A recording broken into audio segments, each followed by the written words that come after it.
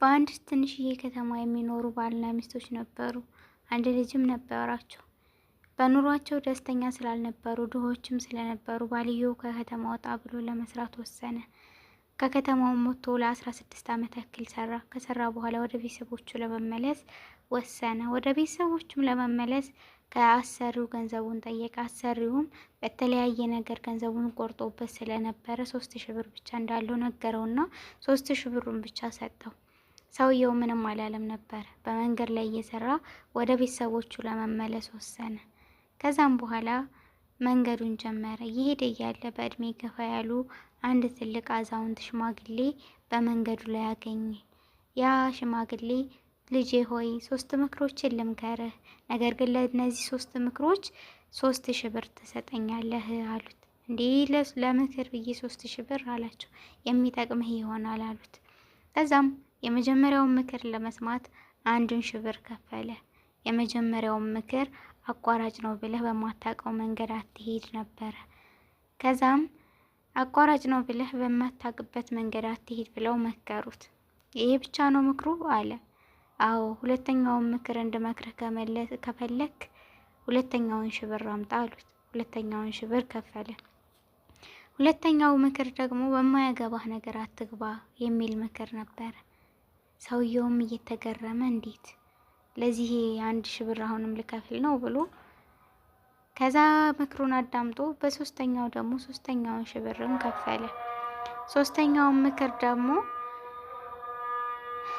መጥፎ ነገር ለማድረግ አትቸኩል የሚል ምክር ነበረ። እነዛን ምክሮች ተቀብሎ ብሩንም ከፍሎ በመንገድ ላይ እየሄደ ሳለ ወደ ንግድ የሚሄዱ 3 ሰዎችን በመንገድ ላይ ያገኘ። እነዛ ሰዎች መንገዱ ሩቅ ስለሆነ በአቋራጭ እንሂድ ብለው መንገድ ጀመሩ። ከነሱ ጋር መንገዱን ከጀመረ በኋላ አቋራጭ ነው ብለህ በማታውቀው መንገድ አትሂድ የሚለው ምክር ትዝ አለው። ከዛም ከጀመረበት መንገድ ተመለሰና በትክክለኛው መንገድ ሄደ። ወደ ከተማው ከመሸም ቢሆን ደረሰ።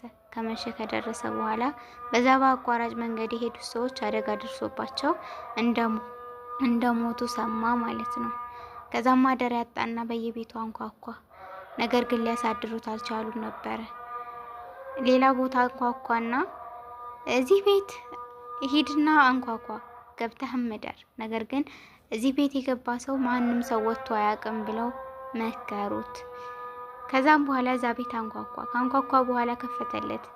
ቤት የአላህ ነው ብለው አስገቡት፣ እንዳድርም ፈቀዱለት። ነገር ግን ቤት ውስጥ የነበረችዋ የሰውየው ባልተቤት ፊቷ በጣም አስቀያሚ ነበረ። ለዛም ሲያያት ምንም አላለም ነበረ። ሰውየውም በጣም ተገረመ ምንም ባለማለቱ። በጀርባ በኩል አስወጣውና በጣም ብዙ አስክሬን የተቀበረበት መቃብር አሳየው። ያንንም መቃብር አይቶ ምንም አልተነፈሰም ነበረ። ሰውየው በዛ ተገረመ። እንዴት ምንም አላልከኝም? እነዚህ እኮ እዚህ የቀበርኳቸው ሰዎች ሚስቴ ፊቷ አስቀያሚ ነው እያሉኝ ሚስቴን ለምን ተናገሩ ብዬ የገደልኳቸው ሰዎች ናቸው ብሎ ለሰውየው ነገረው። በማያገባኝ ነገር አልገባም ብሎ ለመልስ ሰጠ። ምክንያቱም አዛውንቱ ሁለተኛ ምክር ላይ በማያገባህ ነገር አትግባ ብለውታልና ማለት ነው። ከዛም ነጋ። ለሰውየውም በጣም ብዙ የሆነ ገንዘብ ተሰጠው። ምክንያቱም ለሴትዮዋ መጥፎ አመለካከት አላሳይም ነበረ። ከዛም መንገዱን ቀጠለ።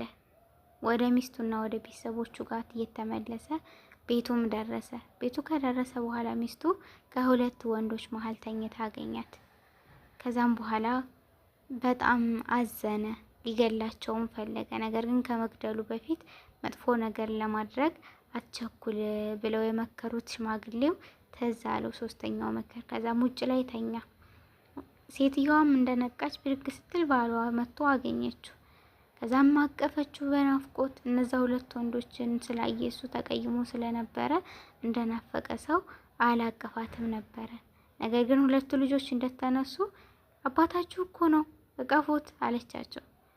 ከዛም በጣም ተደሰተ። ምክንያቱም መጥፎ ነገር አላደረገም። እነዛ ልጆች ቢገላቸው ኑሮ ልጆቹን ገሎ ነበር ማለት ነው። ሚስቱንም ያጣ የነበረ። መጥፎ ነገር ለማድረግ አትቸኩል የሚለው ምክር እዚህ ጋር ሰራ ማለት ነው። እና ከሶስቱ ምክርኛ የምንረዳው ነገር በመጀመሪያ አቋራጭ ነው ብለን በማናውቀው መንገድ አለመሄድ፣ አቋራጭ ነው ብለን በማናውቀው መንገድ መሄድ ለኛ ጉዳቱ ከፍተኛ ነው። በማያገባን ነገር ከገባን ደግሞ ህይወታችንን እስከ ማጣት ያደርሰናል። መጥፎ ነገር ለማድረግ ከቸኮልን ደግሞ ብዙ ነገር እናጣለን ማለት ነው። ወሰላሙ አለይኩም ወራህመቱላሂ ወበረካቱ።